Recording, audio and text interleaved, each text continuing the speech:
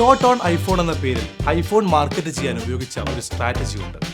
അതായത് അവരുടെ പരസ്യങ്ങളിൽ വീഡിയോസിന്റെയും ഫോട്ടോസിന്റെയും അടിയിൽ ഷോർട്ട് ഓൺ ഐഫോൺ എന്ന് ചേർക്കാറുണ്ട്. ഇത് കാണുമ്പോൾ ഫോട്ടോസിന്റെ ക്വാളിറ്റി കാരണം നമ്മൾക്കും അതൊന്ന് ട്രൈ ചെയ്ത് നോക്കാൻ തോന്നും, അല്ലേ? ഈ ഒരു തോന്നലിനെ വിളിക്കുന്ന പേരാണ് ബാൻഡ് വാഗൺ ഇഫക്റ്റ്. അതായത് മറ്റുള്ള ആളുകൾ ഉപയോഗിക്കുന്ന ഒരു വസ്തു നിങ്ങൾക്കും ട്രൈ ചെയ്ത് നോക്കണം എന്ന് തോന്നും. ഒരു ഉദാഹരണം പറയുകയാണെങ്കിൽ, നിങ്ങൾ 2 റെസ്റ്റോറൻറ്റുകൾ കാണുന്നു. ഒന്നിൽ നല്ല തിരക്കുണ്ട്, മറ്റേതിൽ തിരക്ക് കുറവാണെങ്കിൽ സ്വാഭാവികമായും തിരക്കേറിയ റെസ്റ്റോറൻ്റ് ആണ് നല്ലതെന്ന ഒരു ഇംപ്രഷൻ നമുക്കുണ്ടാവില്ല. അതേപോലെ ഓൺലൈൻ പർച്ചേസ് ചെയ്യുമ്പോൾ ഒരുപാട് റിവ്യൂസ് ഉള്ള പ്രോഡക്റ്റ്സ് വാങ്ങിക്കാൻ നമുക്ക് തോന്നാറുണ്ട്. സെയിൽസ്ഫോഴ്സ് എന്ന പ്രശസ്തമായ അമേരിക്കൻ കമ്പനി ഈ എഫക്റ്റിന് ഉപയോഗിച്ച ഒരു കഥയുണ്ട്. ഒരു വലിയ ടെക് കോൺഫറൻസ് നടക്കുന്ന സമയത്ത് ആ നാട്ടിലെ എല്ലാ ടാക്സി ഡ്രൈവേഴ്സിനെയും സെയിൽസ്ഫോഴ്സ് ഒരു കാര്യം ഏൽപ്പിച്ചു.